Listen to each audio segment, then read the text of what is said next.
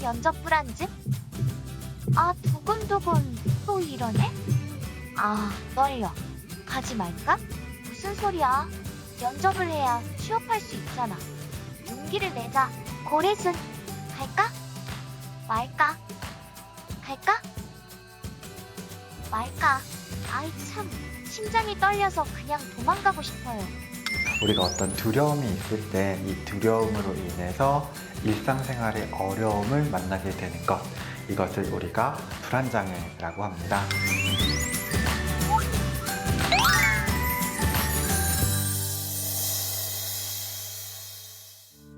불안장애가 뭐지요? 불안이라는 것의 심리학적 정의에 대해서 먼저 알아볼 필요가 있겠습니다. 우리가 위험 혹은 위협에 대해서 보이는 심리적, 정서적 반응을 불안이라고 이야기하는데요. 사실 이 불안, 두려움이라는 것은 꼭 부정적인 기능만 수행하는 정서는 아니에요.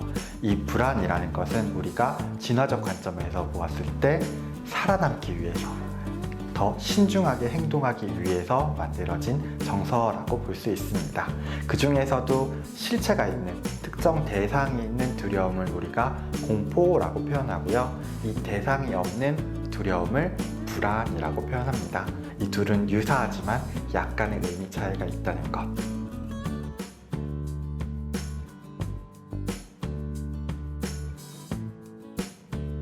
자, 일상적인 불안은 문제가 되지 않는 것이 맞습니다. 그러나 실체가 없는데도 비현실적인 두려움, 이런 두려움들이 우리에게 문제를 유발할 정도가 된다. 그럼 우리가 불안장애라고 이야기합니다. 불안장애의 원인은요?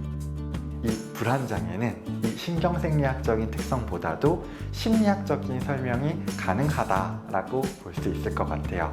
자, 어떻게 설명을 하냐? 여러분들 파블로프 아시죠? 이 파블로프의 고전적 조건을 응용해서 실제 불안이 혹은 공포증이 어떻게 형성되는지를 알려주었던 좀비 왓슨의 어린 알버트 실험을 간략하게 보여드리겠습니다.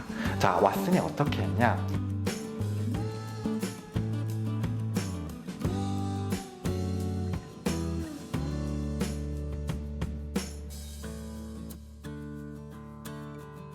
굉장히 비윤리적인 이 실험을 통해서 왓슨은 공포증이라는 건 심리학적으로 설명이 가능하다라는 것을 발견했습니다. 우리는 잘 알지 못하지만 특정 대상과 우리에게 공포 반응을 무조건 주는 뭔가 자극이 잘못 학습돼서 이걸로 인해 공포 반응이 생겼구나, 이렇게 이야기할 수 있을 것 같습니다.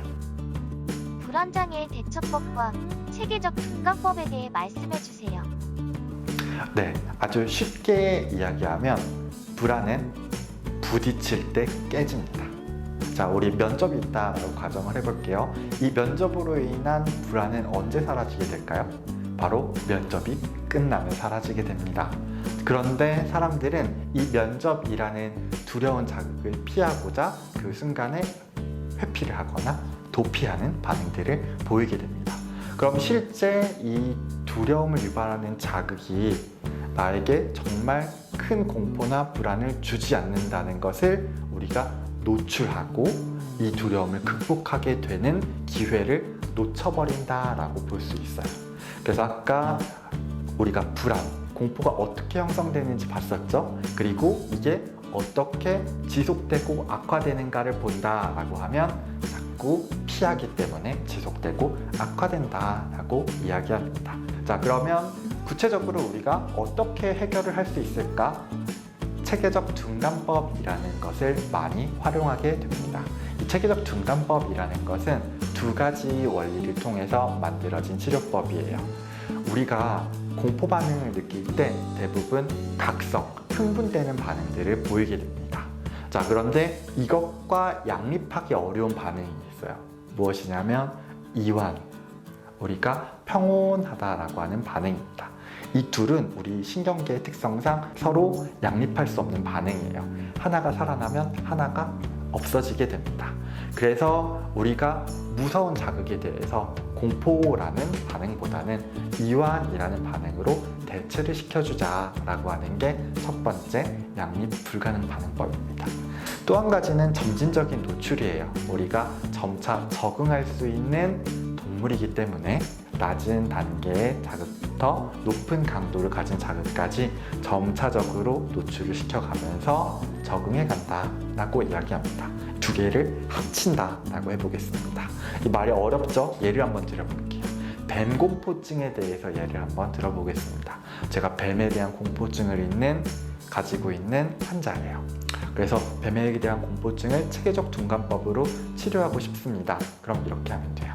낮은 단계부터 점차 노출을 시켜갈 거예요. 근데 그냥 노출시키는 게 아닙니다. 여기에 이완 훈련을 병행하는 거예요. 뱀이라는 글자를 보게 되면 공포 반응이 나오잖아요. 이걸 이완을 같이 시켜줌으로 인해서 이제 뱀이라는 것에 대한 공포 대신에 이 이완 반응으로 바꿔주는 거죠. 어느 순간에는 탁 막히는 순간이 있어요. 예를 들면 뱀 사진에서 실물 뱀으로 보는데 공포 반응이 너무 커서 이완 훈련이 안 먹혀. 이런 경우도 있겠죠? 그럴 때는 이전 단계로 다시 돌아가면 됩니다. 혹은 중간에 세부 단계들을 더 만들어서 천천히 노출을 시키면서 이완 훈련을 시키면 됩니다. 자, 불안이라는 것은 결국 부딪히면 깨진다. 우리는 이 두려움을 없애려고 하기보다는 계속해서 깨트리려고 도전하는 사람이었으면 좋겠네요. 자, 오늘 말씀 주신 여기까지 하겠습니다.